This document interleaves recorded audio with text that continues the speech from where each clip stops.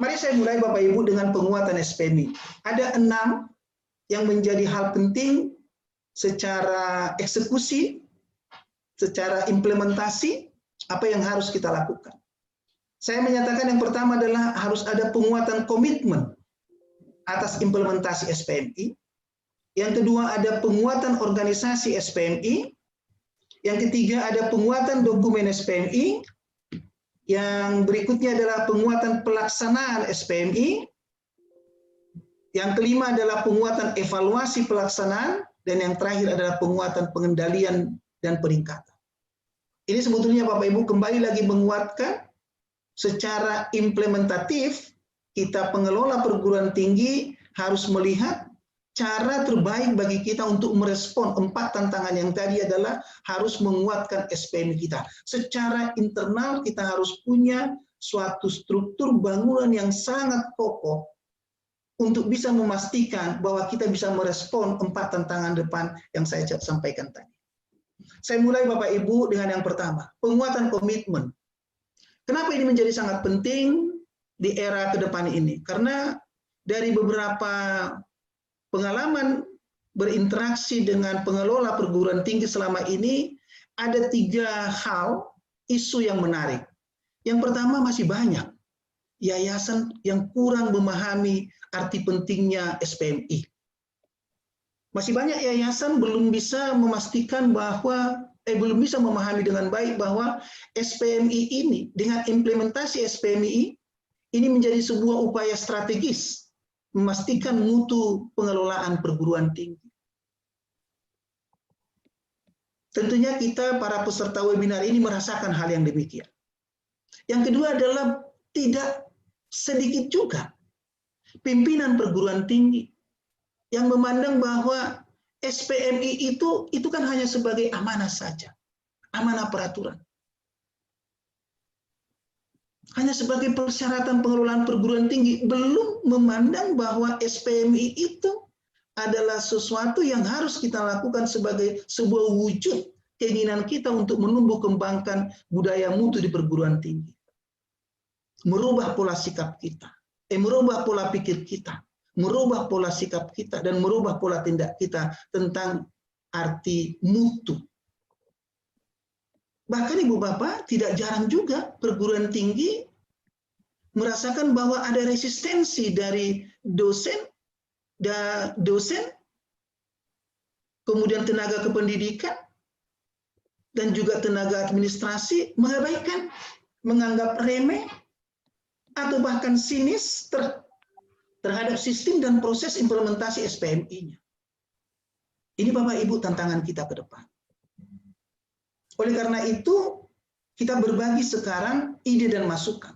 Oleh karena itu harus ada satu komitmen yang sangat kuat dari yayasan dan dari pimpinan perguruan tinggi, reorientasi terhadap pemikiran mereka bahwa kalau perguruan tinggi itu mau maju, jawabannya hanya satu, menumbuh kembangkan budaya mutu melalui implementasi SPMI yang konsisten dan komprehensif. Oleh karena itu harus ada komitmen ketersediaan SDM. Orang-orang yang betul-betul memahami betul bagaimana merancang, bagaimana melaksanakan, bagaimana memantau, bagaimana melaporkan dan mempertanggungjawabkan penumbuh kembangan budaya mutu itu. Perlu ada dana, komitmen dana. Perlu ada infrastruktur di dalam pelaksanaan SPM, itu komitmen yang pertama. Komitmen yang harus kita ciptakan melalui kesadaran bersama dengan yayasan. Secara implementasi perlu ada komitmen bagi seluruh pemangku kepentingan internal khususnya, yaitu bahwa penerapan PPEPP harus dilakukan secara sistematik dan berkelanjutan, sehingga tumbuh dan berkembanglah budaya mutu, tercermin dari pola pikir. Setiap orang melakukan sesuatu pola pikirnya, apakah saya sudah dalam rangka memastikan SPMI-nya terimplementasi atau tidak. Demikian dengan pola tindaknya, demikian dengan pola sikap. Komitmen yang ketiga, itu adalah SPMI, seperti yang disampaikan oleh Ibu Tiwi tadi, itu harus diimplementasikan pada semua bidang kegiatan perguruan tinggi. Dan menjadikan PPEPP menjadi manajemen pengelolaan perguruan tinggi kita. Ini adalah tantangan kita ke depan. Penguatan SPMI dari ARAS yang pertama adalah penguatan komitmen kita. Ini semua Ibu Bapak, saya menyampaikan penguatan komitmen itu akan tercermin di mana? Tercermin dari pimpinan institusi harus sebagai teladan mutu. Komitmen itu tercermin dari keteladanan kita. Keteladanan pimpinan. Untuk memastikan apa yang dia rencanakan, apa yang dia laksanakan, apa yang dia monitoring, apa yang dia evaluasi, harus betul-betul dalam rangka memastikan implementasi SPMI yang konsisten. Dosen juga demikian, ketika mengajar, katakanlah mulai merancang dan merumuskan RPS-nya, harus melihat betul bagaimana penjaminan mutunya. Ketika melaksanakan proses pembelajaran, ketika melaksanakan penilaian pembelajaran, dan seterusnya. Semua orang harus menjadi teladan SPMI. Teladan artinya bahwa kita harus bisa menjadi inspirasi bagi orang lain. Bahwa kita adalah para pelaku-pelaku SPMI dalam rangka menumbuh kembangkan budaya mutu perguruan tinggi. Ini yang pertama Ibu Bapak yang harus terjadi perubahan. Penguatan SPMI kita yang pertama. Yang kedua adalah penguatan organisasi SPMI-nya. Tadi Ibu Tiwi juga sudah menjelaskan ini, dan betul sekali bahwa ada 3 hal yang saya selalu mendapatkan hasil bincang-bincang dengan para penggiat penjaminan mutu. Banyak pengelola perguruan tinggi belum memahami kedudukan SPMI dalam struktur organisasi perguruan tinggi. Seperti yang dikatakan oleh Ibu Tiwi tadi, amanah langsung dibentuk, ada organisasinya, langsung dibentuk semua. Yang kedua juga adalah pengelolaan perguruan tinggi belum mengetahui betul bidang atau bagian apa saja yang menjadi urusan organisasi SPMI. Dan yang terakhir Ibu Bapak adalah pengelola perguruan tinggi itu belum merumuskan secara baik tugas pokok dan fungsi organ SPMI-nya. Sehingga Ibu Bapak, keberadaan organisasi SPMI ini hanya, mohon maaf sekali saya sampaikan, banyak pengelola perguruan tinggi ini disiapkan ketika mereka mau melakukan proses akreditasi atau reakreditasi. Tetapi kesehariannya, proses PPE-PP-nya tidak berjalan dengan baik. Oleh karena itu, Bapak Ibu, kita harus melakukan satu reorientasi terhadap organisasi SPMI kita. Saya memberikan pemikiran Ibu Bapak, ada 3 hal yang harus segera kita lakukan penguatan SPMI kita. Yang pertama adalah organisasi penjaminan mutu itu, tadi Ibu Tiwi sudah menjelaskan, ada di ARAS institusi, ada di ARAS PT, ada di ARAS fakultas, unit pengelola program studi, kalau dia adalah universitas dan institut. Ada di ARAS perguruan tinggi dan unit pengelola kalau dia adalah tadi di sekolah tinggi, akademi juga sama. Organisasi penjaminan mutu itu, apakah dia sifatnya independen atau sifatnya embedded, itu harus dibentuk di dalam pengelolaannya, haruslah organisasi yang akuntabel, organisasi yang kredibel, organisasi yang transparan, organisasi yang bertanggung jawab dan berkeadilan. Itulah bentuk organisasi yang mau kita bentuk sebetulnya. Dari sisi ARAS implementasi, saya memberikan pemikiran bahwa di setiap implementasi SPMI itu, baik dia adalah di level perguruan tinggi, fakultas maupun unit pengelola program studi, haruslah berorientasi terhadap perwujudan peningkatan mutu berkelanjutan. Jangan berorientasi kepada administrasi sudah ada. Tetapi haruslah kepada kondisi bahwa ketika kita betul-betul membentuk organisasi seperti yang saya sebutkan tadi, ketika kita mengimplementasikan setiap organisasi penjaminan itu, ARAS implementasi harus pada proses perwujudan peningkatan mutu berkelanjutan. Semua ini Ibu Bapak sekalian hanya akan bisa kita pastikan jikalau kelengkapan organ organisasi penjaminan mutu sudah tidak hanya tersedia, tapi juga sudah harus cukup, dan juga dia harus mutakhir dan harus dapat diakses. Sehingga semua orang tahu apa yang harus dia lakukan, apa sasaran yang harus dia capai, siapa yang terlibat di dalamnya, dan seterusnya. Sehingga kelengkapan organ organisasi penjaminan mutu ini harus menjadi satu dasar yang kuat bagi kita untuk memastikan penumbuh kembangan budaya mutu. Lagi-lagi Bapak Ibu, organisasi SPMI harus mampu memastikan ada upaya konkret bagi kita bersama untuk bisa menumbuh kembangkan budaya mutu kita. Terlihat dari mana Bapak Ibu? Terlihat dari organisasi penjaminan mutu yang kuat. Yang ketiga Bapak Ibu adalah penguatan dokumen. Kebuatan dokumen. Sebelum era Merdeka Belajar, Kampus Merdeka ini Bapak Ibu, tentunya kan persoalan yang sering kita hadapi adalah masih banyak pengelola perguruan tinggi itu kurang memahami dengan baik ketersediaan dan ketercukupan dokumen SPMI di setiap aras organisasi SPMI merespon perubahan lingkungan.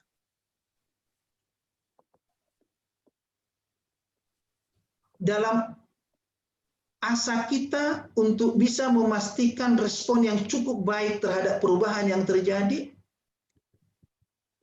maka ada 3 hal yang perlu kita harus segera konkretkan dalam rangka kita bisa merespon perubahan lingkungan ini. Yang pertama adalah nanti kita harus melakukan review kembali terhadap ketersediaan dokumen penjaminan mutu yang kita miliki. Apakah dokumen penjaminan mutu kita, kebijakannya, manualnya, standarnya, formulirnya, sudahkah berorientasi terhadap pemenuhan dinamika lingkungan eksternal menuju pengelolaan perguruan tinggi berwawasan internasional? Ini harus kita lakukan review kembali, Bu Bapak. Supaya dokumen kita, dokumen yang kita miliki, yang sudah kita tetapkan, yang kita laksanakan, yang kita evaluasi itu, saatnya kita sekarang untuk meningkatkannya, untuk merespon perubahan lingkungan yang terjadi saat ini.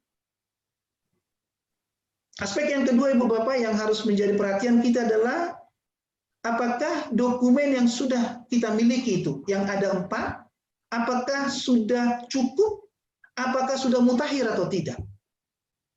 Tadi Ibu Tiwi sudah menjelaskan dengan adanya Merdeka Belajar, Kampus Merdeka akan terjadi perubahan atas ketercukupan dan ketermutakhiran dokumen standar SPMI kita.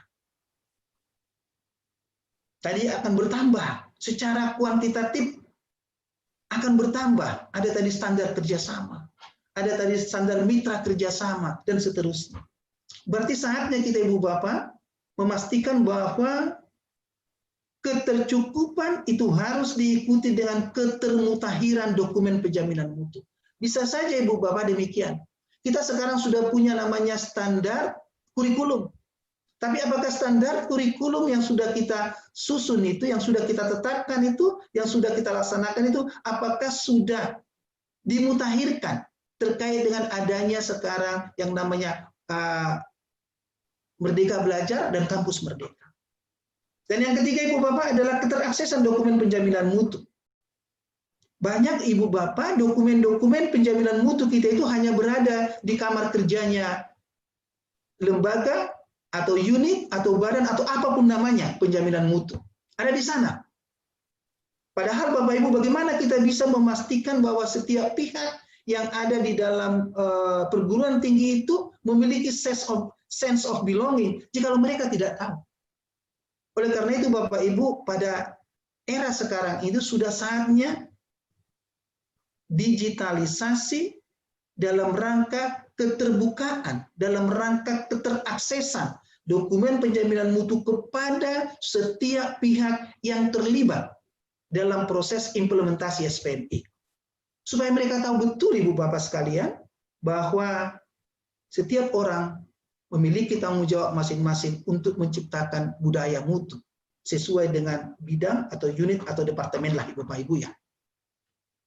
Dokumen harus tersedia, harus cukup, harus mutakhir, dan harus dapat diakses. Berikutnya Ibu Bapak adalah penguatan SPMI dari sisi penguatan pelaksanaan. Persoalan atau problem selama ini Bapak Ibu yang sering kita hadapi adalah Masih banyak di antara kita tidak memiliki pengetahuan dan keterampilan bagaimana sebetulnya cara atau metode yang tepat untuk mengimplementasikan SPMI. Banyak di antara kita, Bapak Ibu, hanya menetapkan standarnya kita. Tapi setelah standar ditetapkan, kita tidak tahu ini standar diapakan. Karena kita tidak memiliki pengetahuan dan keterampilan bagaimana cara mengimplementasikan.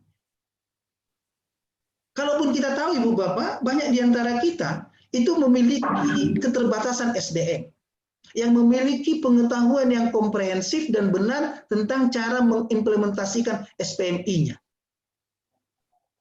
Kalaupun itu Bapak Ibu ada, biasanya perguruan tinggi itu tidak melengkapinya dengan pedoman, dengan formulir, sehingga semua itu bisa digunakan sebagai panduan, sebagai pedoman, sebagai payung dalam rangka mengimplementasikan SPMI. Dalam kaitan ini Bapak Ibu, ke depan ada 3 hal yang harus kita lakukan sesegera mungkin. Yang pertama adalah ada upaya secara konkret untuk meningkatkan pemahaman dari setiap pihak di kampus kita masing-masing tentang cara, metode mengimplementasikan SPMI. Kita harus sesegera mungkin Bapak Ibu menjadikan setiap langkah yang kita lakukan di pengelolaan perguruan kita masing-masing itu berada dalam standar yang menjadi tanggung jawab mereka.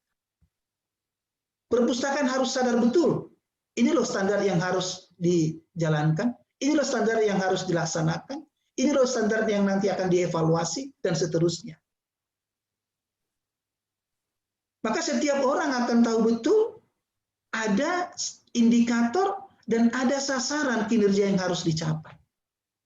Oleh karena itu Bapak Ibu, pemahaman implementasi ini menjadi sangat penting yang harus diikuti dengan ketersediaan SDM. Pengelola harus secara jelas dari awal membuat satu rancangan implementasi SPMI yang baik dengan cara menentukan pihak yang terlibat di dalam pelaksanaan kegiatan. Standar kerjasama itu menjadi tanggung jawabnya siapa? Tadi standar isi kurikulum misalkan, isi pembelajaran, dan standar-standar yang lain. Itu harus jelas pihak yang terlibat di dalamnya. Dan mereka harus tahu strategi apa yang harus mereka jalankan untuk memenuhinya. Dan yang terakhir Ibu Bapak adalah ketersediaan dokumen implementasi. Saya punya pemikiran Ibu Bapak bahwa implementasi SPMI ini akan bisa kita jalankan dengan baik jikalau kita bisa merumuskan dengan baik rencana kerja semesteran, rencana kerja tahunan yang di dalamnya memuat secara baik program kerja dan rincian kegiatan yang harus dilakukan. Jadi di awal semester seharusnya Ibu Bapak, setiap tadi pihak yang terlibat dalam implementasi SPMI itu harus menyusun dengan baik rencana kerja semesterannya yang didasarkan atas standar yang menjadi tanggung jawabnya. Contoh sederhana Bapak Ibu, seorang yang kita amanahkan menjadi ketua program studi berarti dia harus menyusun rencana kerja semesteran yang sesuai dengan standar yang menjadi tanggung jawabnya. Standar isi pembelajaran, standar proses pembelajaran, standar penilaian pembelajaran. Demikian Ibu Bapak. Maka setiap orang Ibu Bapak akan tahu betul apa yang menjadi tanggung jawabnya yang tertuang secara baik di dalam rencana kerja semesteran dan atau rencana kerja tahunan yang memuat yang saya sampaikan tadi Ibu Bapak, program kerja dan rincian kegiatan yang detail. Supaya kita bisa nanti melakukan monitoring dan melakukan evaluasi melalui kegiatan audit mutu internal. Ini yang saya sebut namanya Bapak Ibu adalah penguatan pelaksanaan SPMI ke depan. Apalagi Bapak Ibu dengan era perkuliahan online, era Merdeka Belajar, Kampus Merdeka ini memerlukan Ibu Bapak intensitas pemikiran yang sangat komprehensif dari semua pihak untuk bisa memastikan bahwa pelaksanaan SPMI ini akan mampu untuk mewujudkan lagi-lagi kata budaya mutu di kampus kita masing-masing. Yang berikutnya Bapak Ibu adalah penguatan dalam evaluasi pelaksanaan. Tadi Bu Tiwi sudah menjelaskan terkait dengan PPEPP ke depan seperti apa, digitalisasi audit mutu internal. Ada 3 masalah sebetulnya yang harus kita segera berikan masukan-masukan terkait dengan pelaksanaan evaluasi pelaksanaan SPM ini. Yang pertama adalah banyak pengelola perguruan tinggi itu mengalami keterbatasan pemahaman dan pengetahuan yang baik tentang perencanaan, pelaksanaan, dan pelaporan audit mutu internal. Bahkan banyak juga pengelola perguruan tinggi itu yang memiliki kendala ketersediaan instrumen audit mutu internal. Dan bahkan banyak kita yang mengalami kendala sangat begitu kurang baik dalam merumuskan rencana tindak lanjut dari hasil audit mutu internal. Oleh karena itu Bapak, ada 2 hal yang harus kita lakukan ke depan dalam rangka penguatan SPMI kita menuju PT dan Prodi yang unggul. Itu yang pertama adalah keputusan pada manajemen perguruan tinggi tentang kebijakan pelaksanaan AMI dan komitmen melaksanakan AMI secara konsisten dan berkesinambungan. Kebijakan AMI-nya harus betul-betul Ibu Bapak yang dibarengi dengan komitmen melaksanakan. Yang kedua adalah ketersediaan pihak yang terlibat. Auditor mutu internal kita harus disediakan, yang memiliki pengetahuan, yang memiliki keterampilan yang baik dalam rangka melaksanakan audit dokumen dan melaksanakan audit lapangan dan sampai melaksanakan yang namanya rapat tinjauan manajemen. Dan juga harus dilengkapi dengan adanya dokumen-dokumen untuk bisa mendukung bagaimana merencanakan AMI yang baik, bagaimana melaksanakan yang baik, bagaimana melakukan proses pemantauan pelaksanaan AMI, bagaimana pelaporan pelaksanaan AMI, dan bagaimana mempertanggungjawabkan AMI. Tapi Ibu Bapak sekalian, langkah yang pertama menjadi sangat penting. Keputusan manajemen perguruan tinggi untuk bisa menyatakan bahwa perguruan tinggi yang kita kelola harus melaksanakan secara konsisten dan berkesinambungan pelaksanaan AMI ini. Ini yang saya sebut namanya Bapak Ibu AMI yang kuat.